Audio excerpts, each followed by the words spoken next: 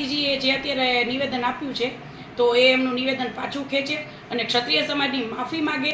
હું એવી વ્યક્તિ છું કે દરેક પાસા મારી સાથે સમાન હોય છે, બરાબર છે. રાહુલ ગાંધીજી કોઈ એવા વ્યક્તિ નથી કે એને માફ કરી દેવામાં આવે, અને એને જે આ ટિપ્પણી કરી છે તદ્દન અયોગ્ય કહેવાય.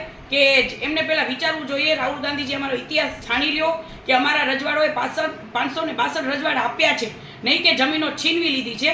તો રાહુલ ગાંધીજી પોતાનો શબ્દ પાછા ખેંચે અને ક્ષત્રિય સમાજની માફી માગે.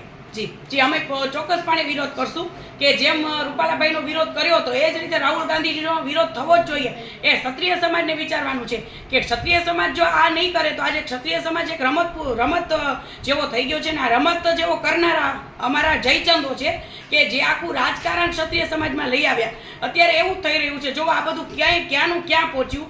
જો સ્વાભિમાનની લડત એક સામાજિક રાખી હોત તો આ બધું ન થાત. આ જયચંદોએ આખા ક્ષત્રિય સમાજને 20 વર્ષ પાછા ખેંચી ગયા. ઘણું બધું આગળ જતા સમાજને વિચારવાનું છે કે જે અત્યારે જે સમાજે કર્યું છે એ સમાજને જોજો કેટલું બધું નુકસાન થશે.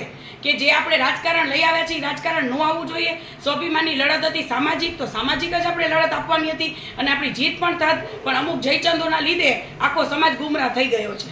સાંજ સમાચાર ફેસબુક પેજને લાઇક કરો, વિડીયો શેર કરો અને વધુ વિગતવાર સમાચાર માટે sanssamachar.net વિઝિટ કરો.